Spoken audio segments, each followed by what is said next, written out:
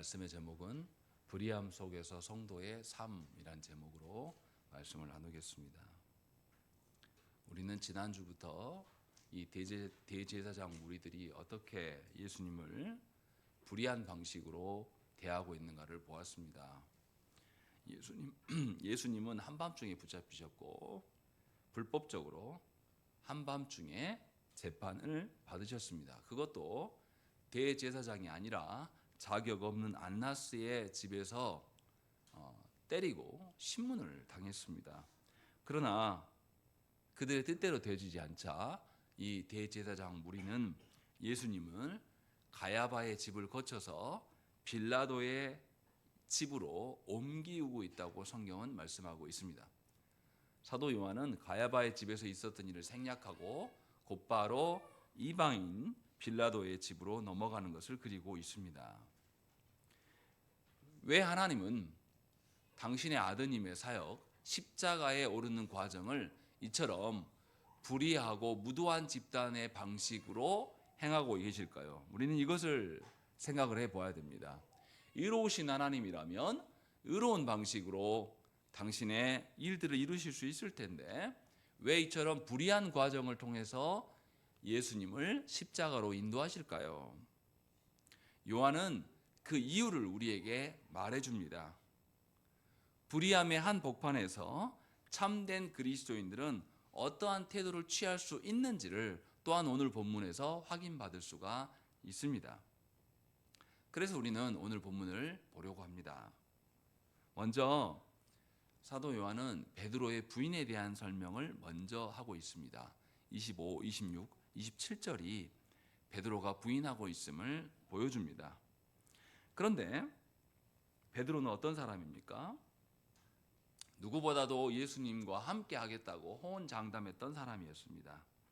그런데 그는 문을 지키는 계집종의 질문에 의해서 떠나가지 못하고 불을 쬐고 있는 현실에 놓여 있습니다. 베드로가 왜 불 옆에 있었을까요?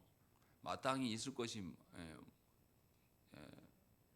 마땅치 않고 그래서 불 옆에서 온기라도 쬐고 있기를 원했어요. 그런데 베드로의 기대와 달리 불은 온기를 주는 것이 아니라 베드로의 실체를 드러내고 있습니다. 베드로는 자신의 안위를 위하여서 따뜻한 곳을 찾았으나 그 불이 오히려 베드로의 얼굴을 드러내므로 인하여서 또 다른 위기에 처하게 되는 것입니다. 그래서 베드로가 25절 말씀 보십시오. 뭐라고 말합니까? 너도 그 제자 중 하나가 아니냐? 이렇게 물어봅니다. 베드로는 예수님의 측근으로 알려지게 된 것입니다.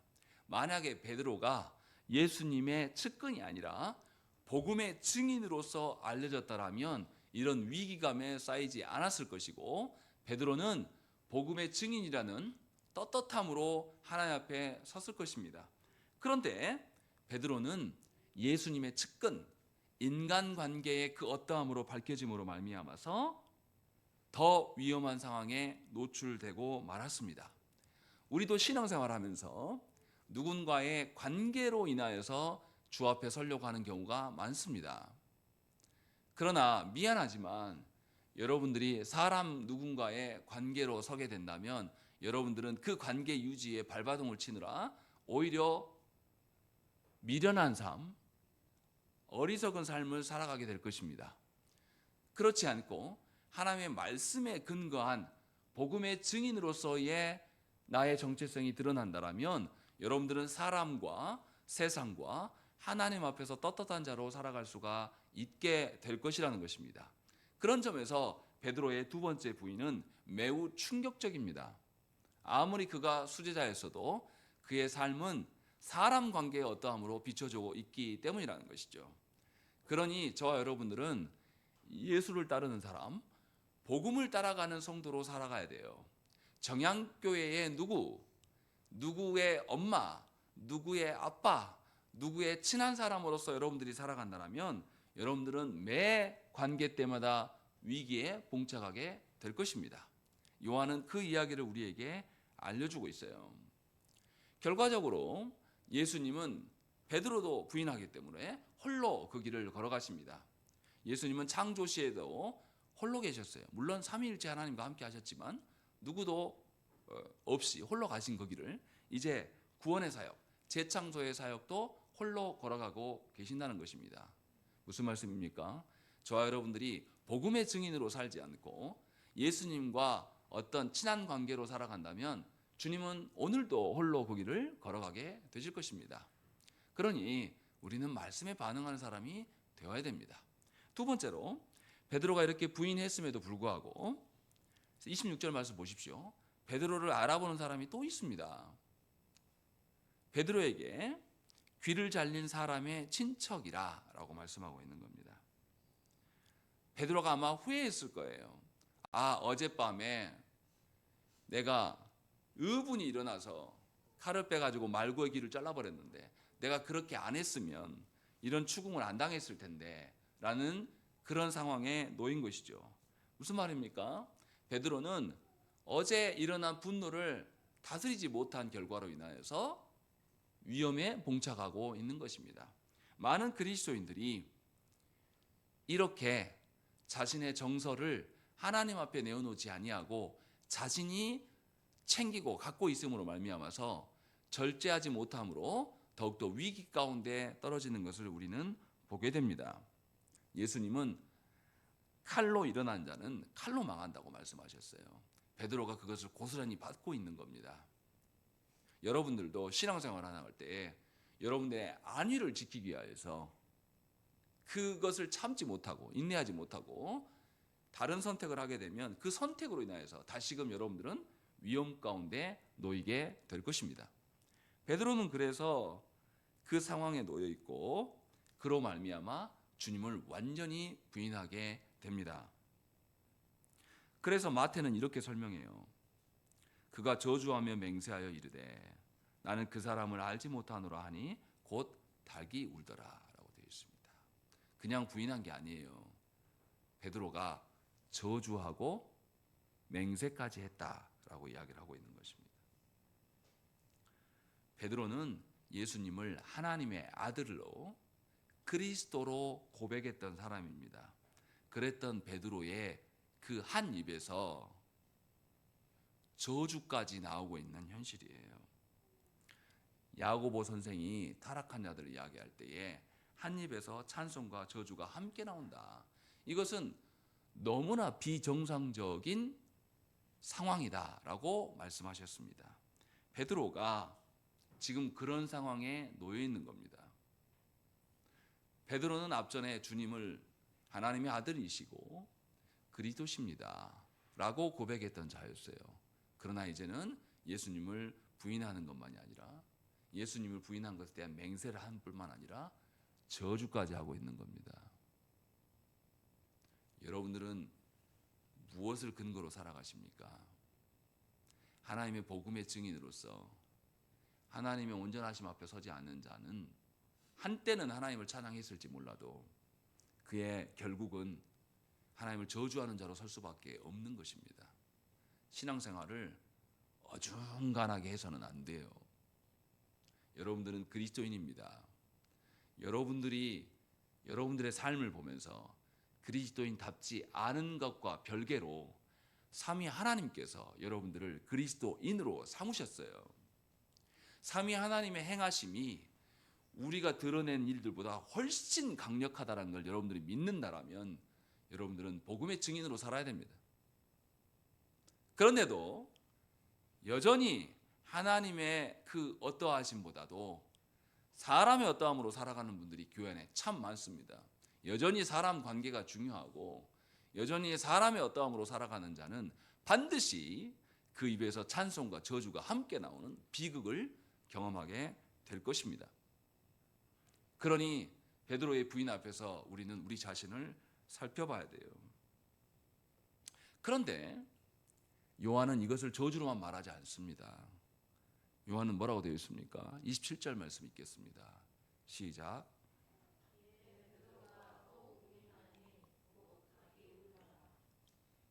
닭이 울었다라고 이야기를 합니다.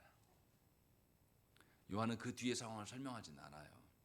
그러나 마태는 이렇게 설명합니다. 이에 베드로가 예수의 말씀에 닭 울기 전에 네가 3번 나를 부인하리라 하심이 생각나서 밖에 나가서 심히 통곡하니라 라고 되어 있습니다. 예수께서 의도적으로 베드로를 돌이키게 할 수 있도록 닭을 울게 하셨다라는 것이고, 베드로는 그 말씀을 기억하고 밖에 나가서 통곡했어요. 그냥 정도로 우는 게 아닙니다. 자신의 입에서 하나님에 대한 고백이 나왔고, 그랬던 자신의 입에서 하나님을 향한 저주가 또 나온 겁니다. 자신이 얼마나 쓰레기인 것을 절감하면서 통곡한 거예요. 누가는 이것을 더 구체적으로 이렇게 설명합니다. 주께서 돌이켜 베드로를 보시니 베드로가 주의 말씀 곧 오늘 닭 울기 전에 네가 3번 나를 부인하리라 하심이 생각나서 밖에 나가서 심히 통곡하니라, 이렇게 기록하고 있습니다. 누가는 베드로가 예수님을 부인하고 저주하자 예수께서 베드로를 바라보셨다라고 이야기를 합니다. 그때 베드로의 마음이 어떠했겠습니까? 예수님의 두 눈과 마주친 베드로의 심령이 어떠하겠어요? 가슴이 덜컥 내려앉으면서 또한 닭까지 우니까 자신의 부인할 수 없는 상황에 놓인 것입니다. 이게 하나님의 은혜입니다. 루터는 이 부분을 이렇게 설명해요. 가장 위대한 최고의 사도인 베드로가 다른 사도들에 비해 더 수치스러운 죄를 범했으나 그럼에도 불구하고 회복이 되었다라고 말씀하고 있는 겁니다. 베드로는 한 입에서 하나님을 찬양하고 저주하는 아주 빌어먹을 짓거리까지 했습니다. 그런데도 예수님은 그 상황 속에서 베드로를 바라보신 것입니다. 베드로를 바라보시고 닭을 울게 하셨어요. 그래서 베드로는 금방 돌이키면서 통곡한 것입니다. 베드로의 정도의 그 타락에도 용서함을 받았다라면 우리는 어떠하겠습니까? 요한은 지금 그 이야기를 말하고 있는 거예요. 말로 할 수 없을 정도로 배신자입니다. 그런데 그 배신함 속에서도 하나님은 우리를 향하여서 긍휼을 버리지 않고 계신다는 것입니다. 신앙생활을 해나갈 때에 우리는 사람인지라 사람의 관계로 살아가기도 하고 세상이 나를 알아주지 못한 것 때문에 슬퍼하면서 살기도 해요.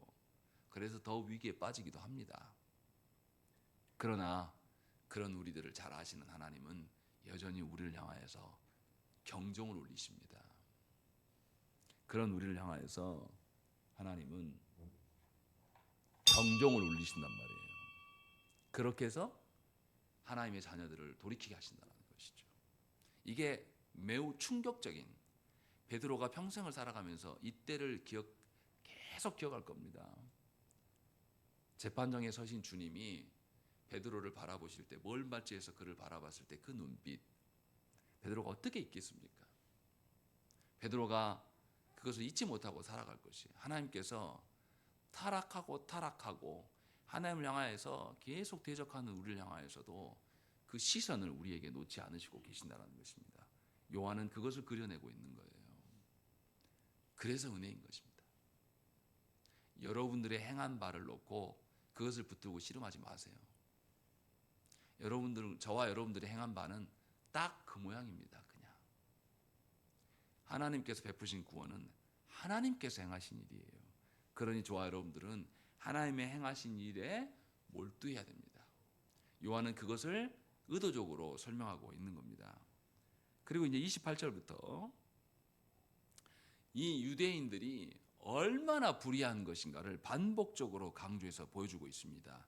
28절부터 31절 말씀이 유대인들이 불의하고 정말 비열한 놈들이구나 라는 것을 알 수 있게끔 우리에게 알려줍니다.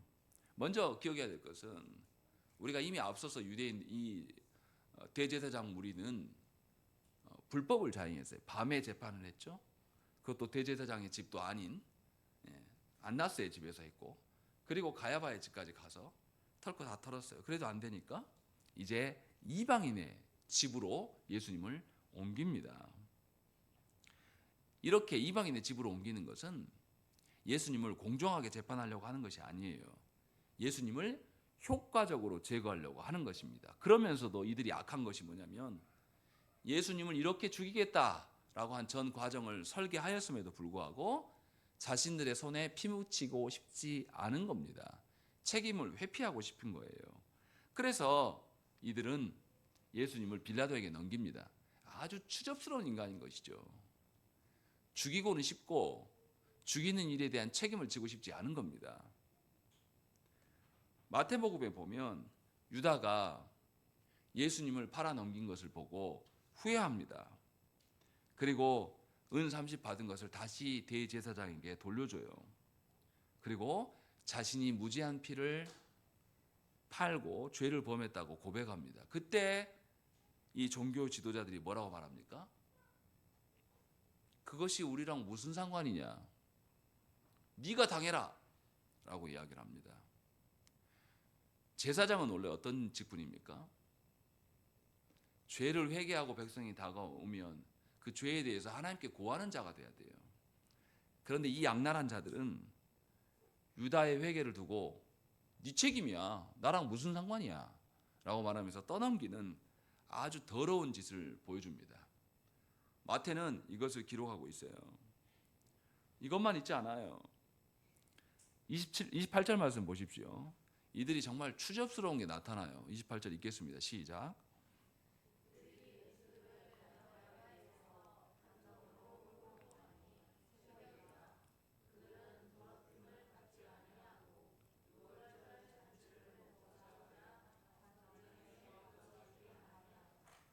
이 인간들이 얼마나 더러웠냐면 예수님을 죽이려고 다 계획해놓고 빌라도에게 넘겨줬지만 어디는 안 들어간다고요. 빌라도의 집에는 안 들어갑니다. 왜요? 여기 써져 있잖아요. 네. 이방인의 집에 들어가면 유월절 음식을 먹지 못해요. 유월절 음식이라는 것은 무교병을 먹는 겁니다. 그래서 유교병에 섞이면 안 돼요. 이러한 자기들이 만드는 율법이 있기 때문에 또 출애굽기 15장 12절 말씀에 유월절 규례를 따라 무교병을 고수해야 하고 유교병을 먹는 자는 이스라엘에서 끊어진다는 말씀이 있습니다. 이 말씀이 무서워서 이들이 어떻게 하냐면 그 집에 들어가지는 않아요. 이런다고 해서 하나님의 심판이 없습니까? 예수님에 대해서 그동안 불법을 저지르고 이방인들에게 판단을 넘기는 이거 자체가 이미 종교인들이 아니에요. 그런데 그렇게 하고 있는 것이죠. 그래서 이들은 유월절 양식을 먹으려고 양식 때문에 자신의 구원주를 이방인에 넘기는 행태를 보이고 있는 겁니다. 뭐가 우선순위인지를 몰라요. 멍청이들인 것이죠. 입에 들어가는 것이 사람을 더럽게 하는 것이 아니라 입에서 나오는 그것이 문제라고 마태는 말씀했습니다. 예수님이 이렇게 말씀하신 것에 대해서 마태가 기록한 대로 생각한다면 이들은 거꾸로 행동하고 있는 거예요. 사람의 입에서 나온 그 말이 문제인 것이지 사람이 무엇을 먹는 게 중요하지 않음에도 불구하고 이들은 율법에 젖어 있습니다. 그런데도 이들은 어떻게 하냐면 이 율법을 지키려고만 하고 있는 것입니다. 나는 율법을 지켰으니 하나님 앞에서 난 정당하다 이런 태도로 가는 것이죠. 이런 사람들이 조국교회 안에 많이 있어요. 실제로는 하나님을 섬기지도 않고 하나님 뜻대로 살지도 않으면서도 내가 주일 성수했고 11조 했으니까 됐지 않았냐 라는 식으로 생각하는 분들이 교회 안에 참으로 많습니다. 유대인들은 유월절의 의미를 퇴색시키고 있는 겁니다. 유월절이 무엇입니까? 하나님께서 베푸신 구원이에요. 그럼 유월절은 하나님 베푸신 구원에 대한 감사로 지내는 절기입니다. 참 구원주이신 하나님을 바라보는 거예요. 그러면 이들이 그렇게 유월절을 지켜왔다면 구원주이신 예수님을 몰라볼 수 있습니까? 말도 안 되는 이야기인 것이죠. 그런데도 이들은 구원주는 내다 버리고 유월절 음식은 먹으려고 하는 겁니다. 얼마나 모순적인 겁니까? 신앙생활하면서 이런 식으로 율법적으로 신앙생활하는 분들이 있습니다. 하나님과 아무런 상관이 없어요. 하나님 사랑하지 않고 법 몇 개를 지켰다고 해서 그 사람이 하나님 앞에서 자유로울 수 없습니다. 분명하게 이것을 보여주고 있어요. 또한 그들이 말에도 나타나요. 29절에 빌라도가 밖으로 나가서 그들에게 말하되 너희가 무슨 일로 이 사람을 고발하느냐? 왜 너희가 데리고 왔어? 이유를 대봐 라고 물어보니까 30절에 그들이 뭐라고 말합니까? 읽겠습니다. 시작.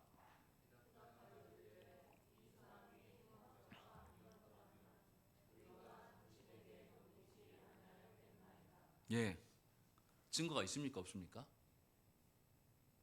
증거를 말해야죠. 요러요러해서 이렇습니다 라고 이야기하는데 유대인들은 뭐라고 말합니까? 예수님이 뭐라고요?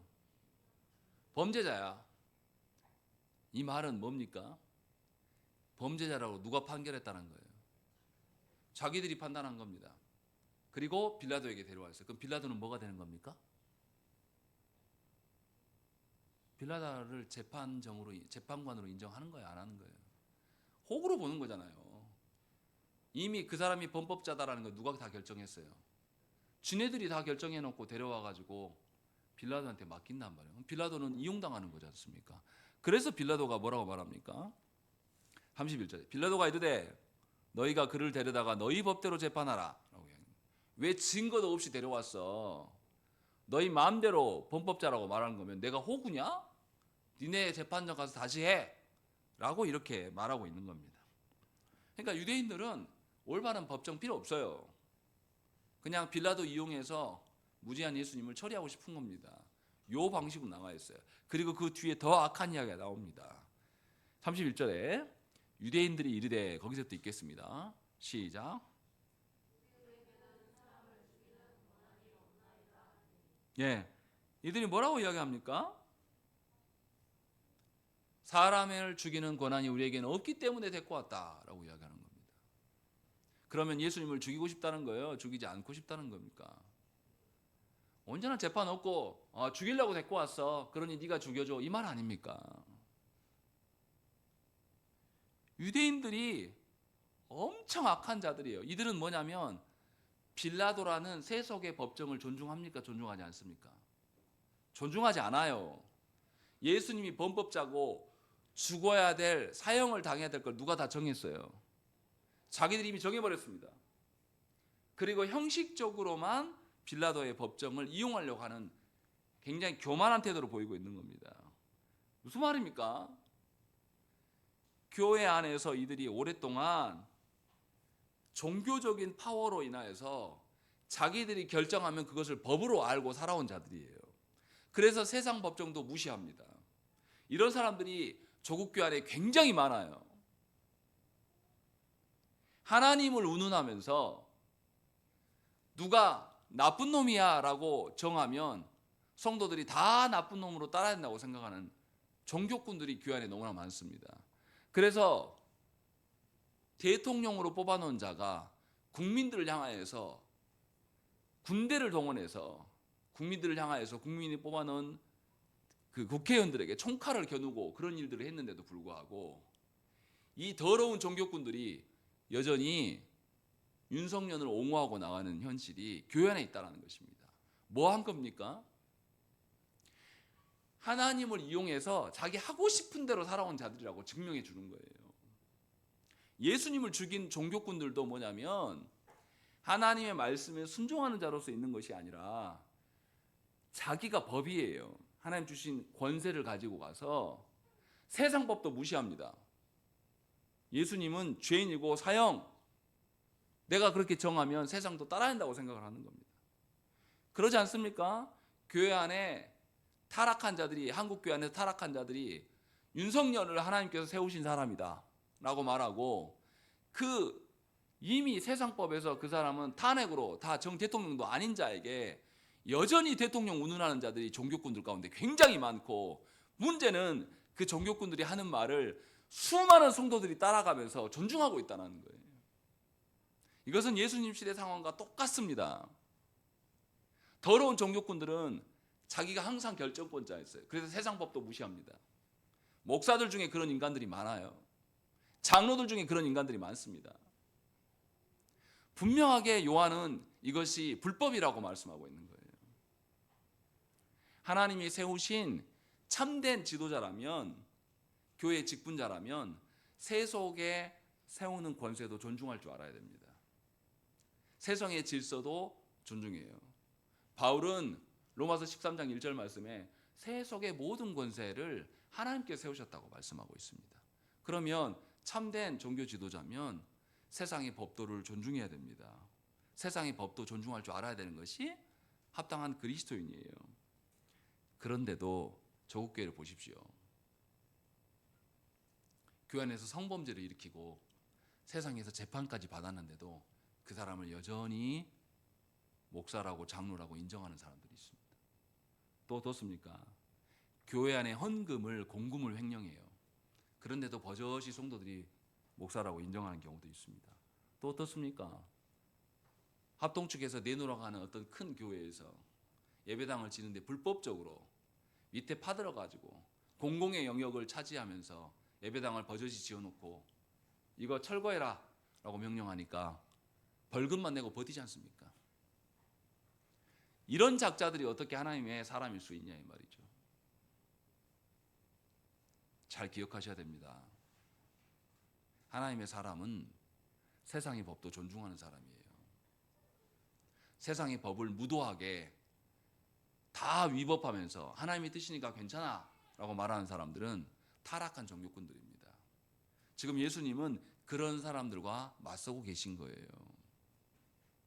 우리 시대를 잘 보십시오. 이 사람들은 누굽니까? 유대인들이에요. 하나님께서 유다에게 어떤 권능을 주셨습니까? 창세기 49장 10절 말씀 보면 규가 유다를 떠나지 아니하며 통치자의 지팡이가 그 발 사이에 떠나지 아니하기를 실로가 오시기까지 이르리니 그에게 모든 백성이 복종하리로다 라고 말씀하고 있습니다. 하나님께서는 유다에게 다스리는 권세를 주시겠다고 말씀했어요. 그럼 유다는 어떻게 살아야 됩니까? 다스림에 합당하게 살아야 돼요. 누구보다도 하나님의 공의에 입각한 정의, 세상이 품을 수 있는 정의보다 더 큰 정의를 구현하면서 살아야 될 줄이 유대인들이에요. 유다 백성들이어야 됩니다. 그런데 놀랍게도 이 유다 백성들 가운데 하나님 앞에서 합당하게 세워진 이 종교꾼들이 더 타락해 있는 것이. 우리 시대의 교회도 마찬가지입니다. 교회가 이 모양으로 타락해가지고 교회가 불법을 자행하고 교회가 불법을 조장하는 선동체가 되어버렸는데도 불구하고 성도들이 잠자고 있어요. 무엇이 하나님의 선인지 질서인지조차도 모르는 상황에 놓여 있는 것이죠. 예수님 시대처럼 악한 겁니다. 얼마나 악한 상황입니까? 이것이 주님이 맞서고 있는 상황이고 이것이 우리가 마주하고 있는 현실이에요. 말씀 그대로 지금 우리에게 살아 움직이고 있는 겁니다. 그러니 저와 여러분들은 경각심을 가져야 돼요. 우리가 무엇과 싸워야 되는 것인가? 우리가 불의한 자들과 싸워야 됩니다. 세상과 싸워야 될 게 아니라 불의한 교회 내에 거짓된 자들하고 싸워야 되는 것이죠. 이것이 우리의 현실이에요. 말로 설명할 수 없을 정도로 타락해 있는 현실입니다. 그 한복판에 주님이 홀로 계시는 것입니다. 그런데 너무나 이상하게 요한은 다른 해석을 합니다. 이 말씀이 굉장히 중요해요. 32절 말씀 보겠습니다. 32절 읽겠습니다. 시작.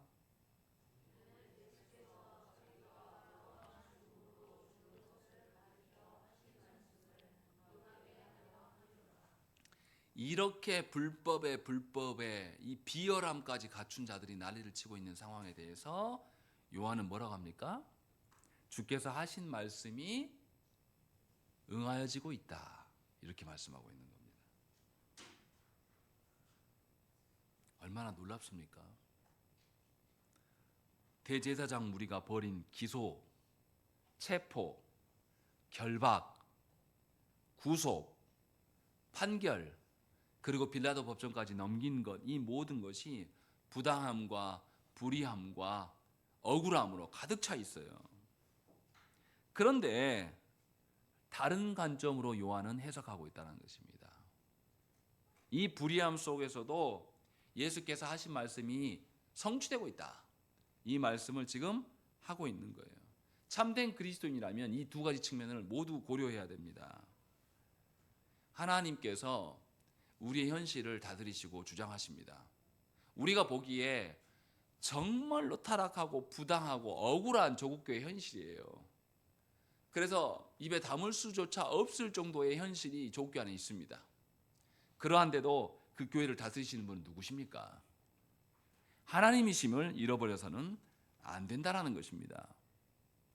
어떤 분들은 자기가 당한 부당함에서 그 억울함에서 견디지 못하고 분통을 터뜨리는 분들이 있습니다. 그러나 다시 말씀드리지만 여러분들이 경험하고 있는 불의함과 부당함까지도 누가 다스리십니까? 하나님이 다스리심을 알아야 됩니다. 하나님의 다스리심이 선하십니까? 악합니까? 선하신 분이에요. 그러니까 그리스도인들은 부당하고 이 원통한 상황 속에서도 평강을 유지하고 하나님이 주신 기쁨 안에 살아가야 되는 것입니다. 그것이 하나님의 섭리예요. 예수께서 그저 유대인의 법정에서 죽으셨다면 예수님은 유대인의 왕으로서 죽으셨을 겁니다. 그런데 예수님이 그 당시에 전 세계를 지배하는 로마 법정에서 재판을 받으셨어요. 그렇다면 예수님은 누구의 하나님이십니까? 유대인만이 아니라 이방의 하나님이시기도 해요. 그래서 예수님의 죽으심이 예수님은 부당하게도 빌라도의 법정까지도 옮겨진 것입니다.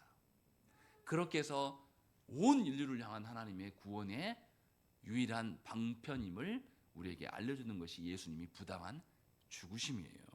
이것을 고려한다면 예수님이 부당하게 당하심 속에서도 하나님의 섭리가 드러나고 있다는 것입니다. 이것이 은혜예요. 그러니 제발 여러분들이 처한 현실에 대해서 부당하고 억울하고 내가 주의 일을 하는데 나를 알아주는 사람이 아무도 없고 나 홀로 이 길을 걸어가는 것 같다는 생각이 들 때마다 누구를 바라보셔야 됩니까? 하나님을 보셔야 됩니다. 하나님은 여러분이 일하기 전 여러분들의 일할 수 있는 마음을 먹게 하시기까지도 다 하나님이 하신 거예요.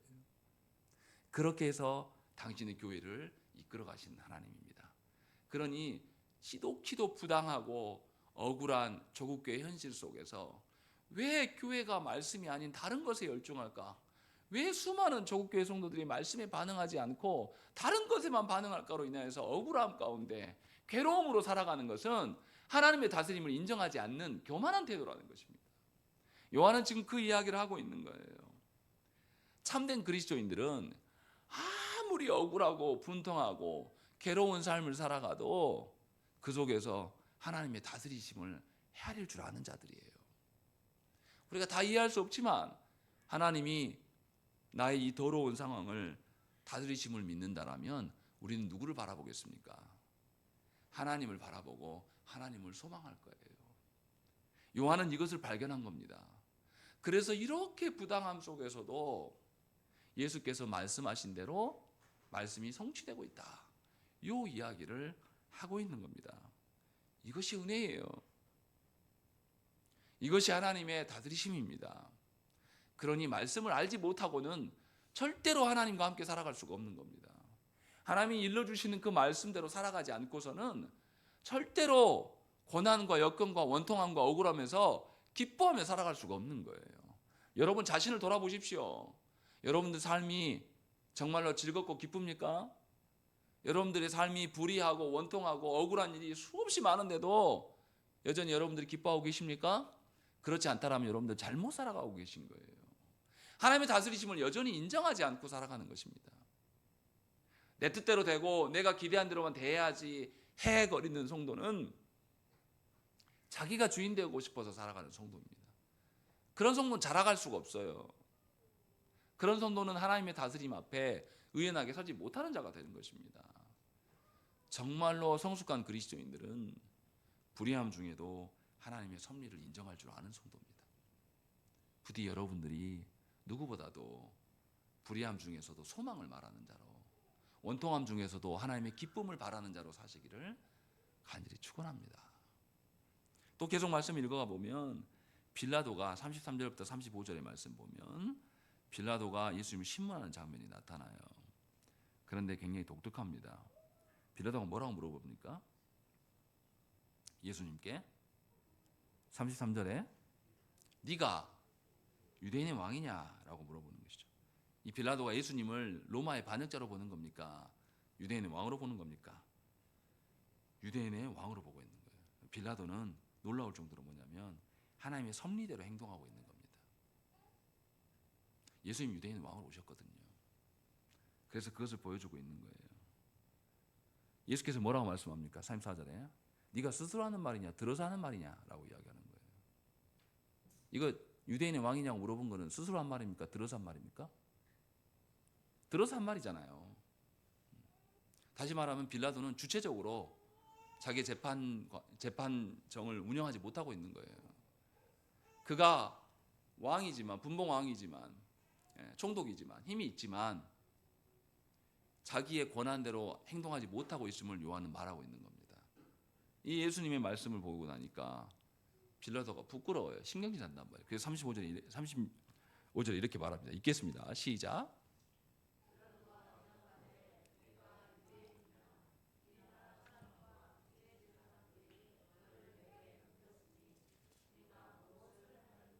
예, 빌라도가 이제 말하는 거죠.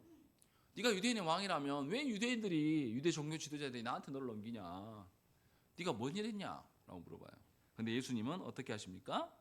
이 빌라도의 말에 응하는 것이 아니라 이 자기의 위기를 가지고 하나님 나라를 선포하는 방식으로 사용하셔요.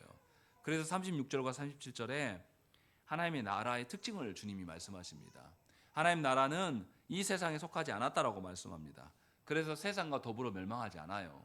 세상은 세상의 방식으로 정복당하면 멸망당합니다. 그러나 하나님의 나라는 로마가 정복해서도 망하지 않는 나라라고 말씀하고 있는 것이고, 두 번째로 그 하나님 나라가 내 나라다라고 말씀하고 있는 거예요. 하나님 나라의 유일한 왕이 바로 그리스도시다 라고 말씀하고 있는 것이고, 동시에 36절에 내 나라가 있기 때문에 누구도 있다, 내 종들도 있다 라고 말씀하고 있는 겁니다. 생각을 해보십시오. 예수께서 세상에 오실 때에 누가 예수님을 경배했습니까? 모든 천사들이 예수님을 경배했다고 성경 기록합니다. 또 예수께서 시험 받으시고 났을 때 누가 예수님께 수종들었습니까? 천사들이 예수님을 수종했다고 이야기합니다. 예수께서 하나님 나라의 왕이시기 때문에 천사들이, 그의 종들이 예수님을 수종하고 있는 것을 성경은 설명하고 있는 겁니다. 하나님 나라는 세상의 방식과 완전히 달라요. 그리고 세 번째로, 하나님 나라는 세상과 다르기 때문에 이 땅에 싸우는 방식을 채택하지 않습니다. 하나님의 나라는 하나의 방식으로 운영되어짐을 주님은 설명하고 있어요. 그래서 37절에 뭐라고 말씀합니까? 읽겠습니다. 빨간 부분만 읽겠습니다. 시작.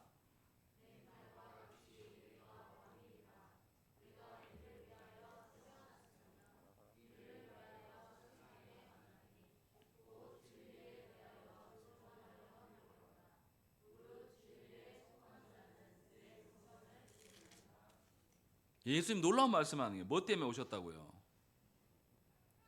뭐 때문에 오셨다고요? 진리 때문에 오셨다라고 말씀하고 있는 겁니다. 세상의 왕들은 군사력을 가지려고, 경제력을 독점하려고 그러고 뭔가 쟁취하려고 합니다. 그런데 예수님은 하나님 나라로서 진리를 세워가시는 하나님이에요. 그래서 그 나라의 백성들은 뭐에 반응합니까? 진리에 반응한 자들이라고 이야기를 합니다. 그래서 37절에 무릇 진리에 속한 자는 내 음성을 듣느니라 말씀하고 있는 것입니다. 이처럼 하나님 나라는 말씀으로 세워지는 나라예요.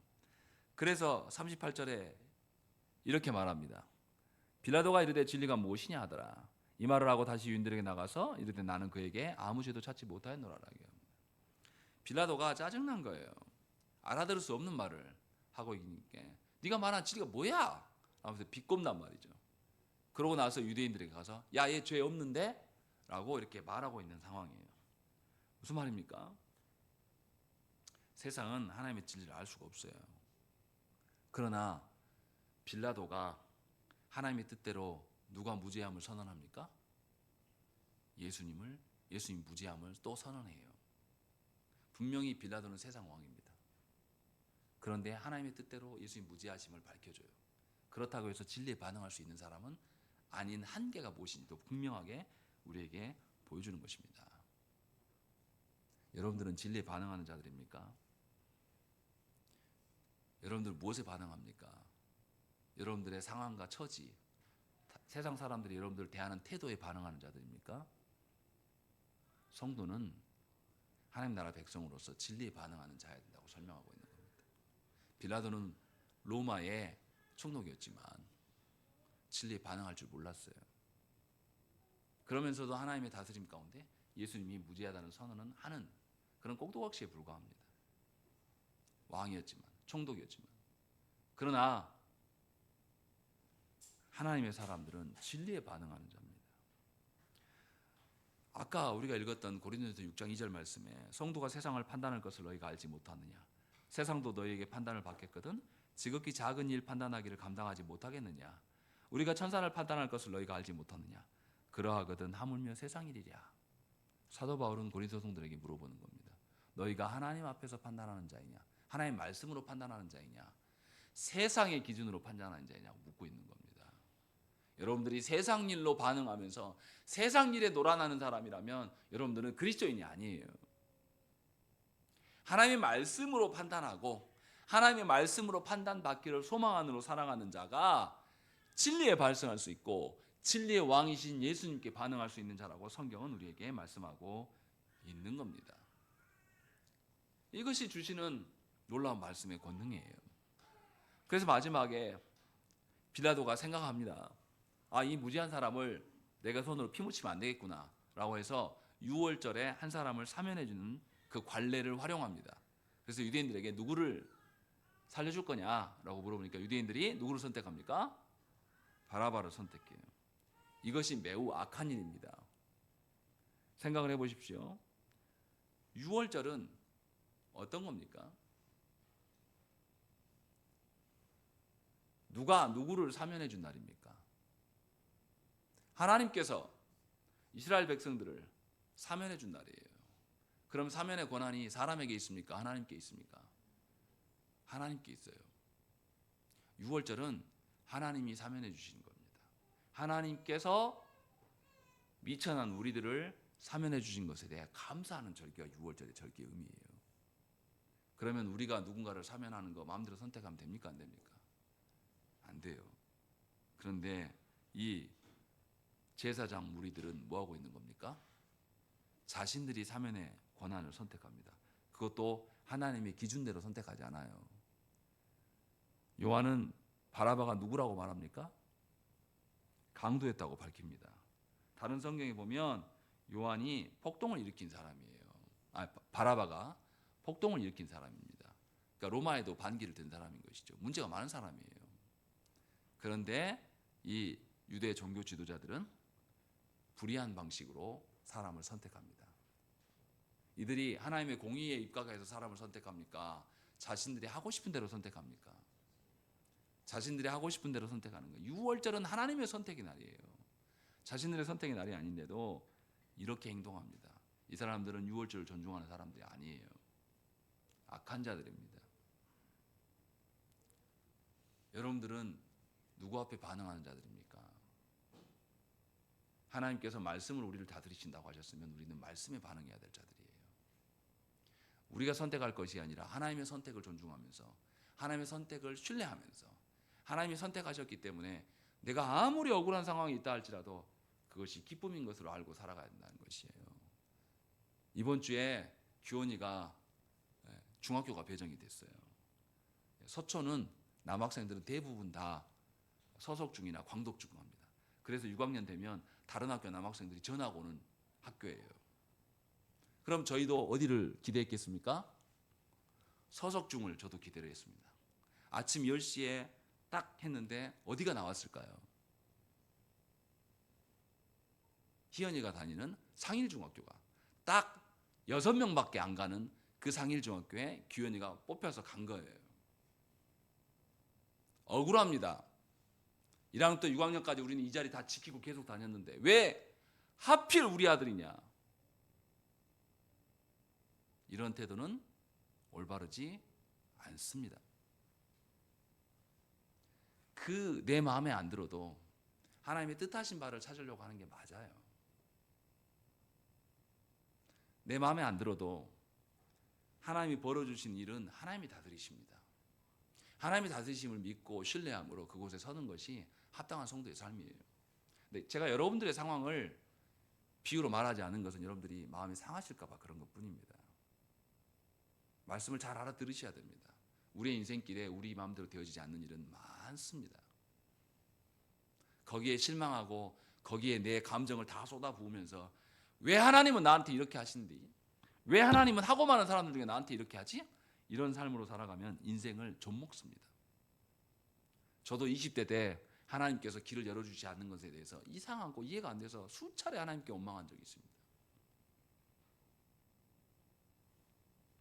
말씀을 전할 때마다 그때 제가 원망했고 푸념했던 것들이 제 발목을 잡아요.